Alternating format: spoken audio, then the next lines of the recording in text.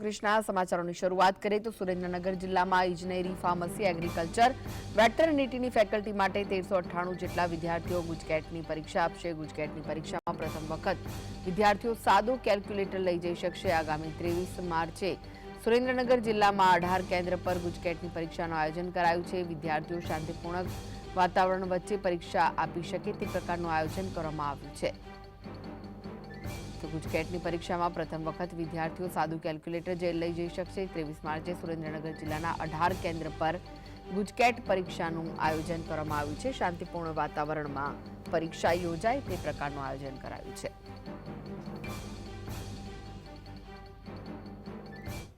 તો આ વિશે વધુ માહિતી માટે જોડાઈ ગયા છે સુરેન્દ્રનગરથી સંવાદદાતા ફઝલ। ફઝલ, સુરેન્દ્રનગરમાં ગુજકેટ પરીક્ષાનું આયોજન કરવામાં આવ્યું છે, શું વિગતો મળી રહી છે? ગુજરાત રાજ્યમાં 23મી માર્ચથી ગુજકેટની પરીક્ષા યોજાવાની છે। સુરેન્દ્રનગર જિલ્લાના કુલ 1398 જેટલા વિદ્યાર્થીઓ છે તે ગુજકેટની પરીક્ષા આપવાના છે।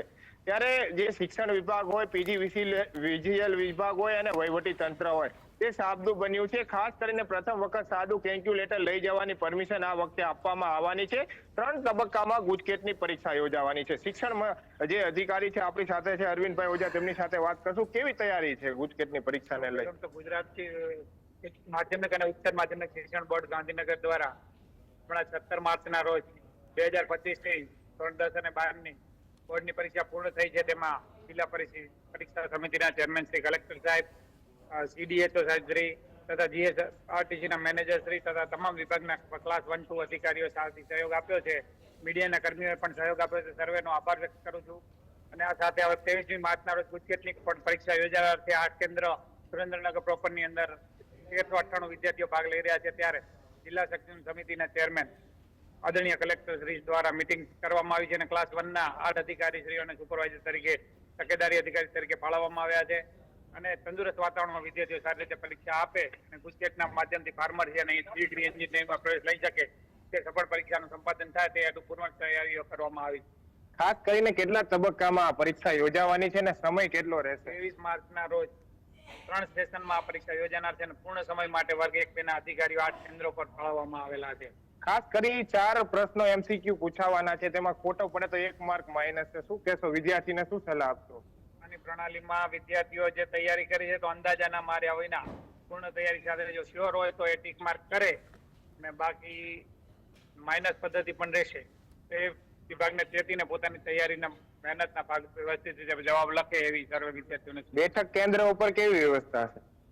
ત્યાં યુરિનલ લાઇટ, વીજળી, હવા ઉજાસ, આ સિવાય CCTV વગેરે કાર્યરત છે।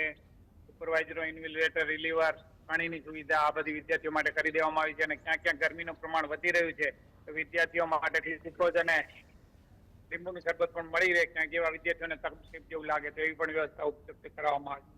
ખાસ કરી જે એન્જિનિયરિંગ છે, ફાર્મસી છે, વેટરનિટી છે, તેમાં વિદ્યાર્થીઓ પ્રવેશ મેળવી શકે તે માટે ગુજકેટની પરીક્ષા 23 માર્ચના રોજ યોજાવાની છે। સુરેન્દ્રનગર જિલ્લાના 8 કેન્દ્ર ઉપર પરીક્ષાનું આયોજન કરવામાં આવ્યું છે। કુલ 1398 જેટલા વિદ્યાર્થીઓ પરીક્ષા આપવાના છે। 3 તબક્કામાં પરીક્ષા યોજાશે। ત્યારે 120 માર્કના MCQs પૂછાવાના છે। ત્યારે વિદ્યાર્થીઓ શ્યોર હોય તો જ આ MCQ પસંદ કરે અને તેમ પૈકીનો જે 4 વિકલ્પ આપવામાં આવશે તે પૈકીનો વિકલ્પ પસંદ કરે તે પ્રકારની અપીલ સુરેન્દ્રનગર જિલ્લા શિક્ષણ અધિકારી પણ કરી રહ્યા છે। સુરેન્દ્રનગર જિલ્લામાં શાંતિપૂર્ણ માહોલ વચ્ચે ગુજકેટની પરીક્ષા યોજાય તે માટે અધિકારીઓ, પોલીસ વિભાગ, પીજીવીસીએલ વિભાગ અને વહીવટી તંત્ર હાલ સાબદું બની રહ્યું છે। જે કેન્દ્રો બનાવવામાં આવ્યા છે ત્યાં CCTV ફૂટેજ પણ લગાવવામાં આવી રહ્યા છે। યુરિનલ, પીવાના પાણીની વ્યવસ્થા અને હાલ ઉનાળો ચાલી રહ્યો છે ત્યારે વિદ્યાર્થીઓના BP લો ન થાય અથવા તો કોઈ અન્ય સમસ્યા ન સર્જાય ત્યારે ત્યાં ORS સહિતની જે ઠંડા પીણાની વસ્તુઓ છે તે પણ રાખવાની, તકેદારી રાખવાની સૂચના છે તે સુરેન્દ્રનગર જિલ્લા શિક્ષણ અધિકારી દ્વારા